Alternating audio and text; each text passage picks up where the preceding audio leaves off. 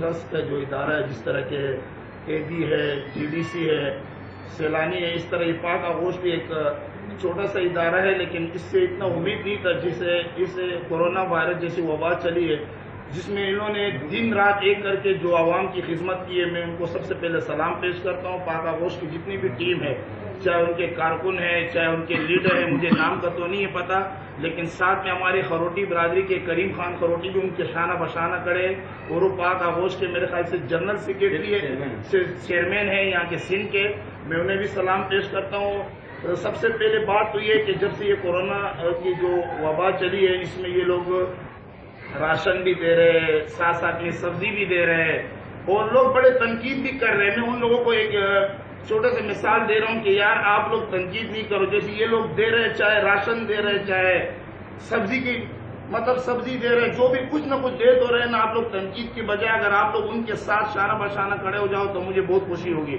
اور سب سے بڑی بات یہ کہ یہ علاقے کی خدمت کر رہے ہیں. یہاں پہ کوئی تعصب رنگ اور نسل کسی کو نہیں دیکھا جا رہا ہے. اور سب سے بڑی بات کہ ہمارے کچھ اپنے خروٹی برادری کے جو ہمارے چیف ہے، سردار احمد شاہ صاحب ہے، علی احمد جان صاحب ہے، حکیم شاہ صاحب جو آل سٹی تاجر اتحاد کے چیئرمین ہیں، ساتھ میں ہمارے سندھ کے جو جنرل سیکریٹری ہے اور سندھ کے صدر بھی ہے امیر گل خان خروٹی، وہ بھی ان کے ساتھ ہے. اور آپ لوگ آئے ان کے ساتھ شانہ بشانہ کھڑے ہو. یہ غریبوں کے لیے جب سے یہ وبا چلی، میرے خیال سے 2 مہینے سے بھی اوپر کافی دن ہو گئے، میرے خیال سے 45-46 دن ہو گئے، تب سے یہ لوگ راشن بھی دے رہے ہیں گھر گھر جا کے، اور اس کے ساتھ سبزی بھی دے رہے ہیں. اور میں ان کا خاص طور پہ شکریہ بھی ادا کرتا ہوں.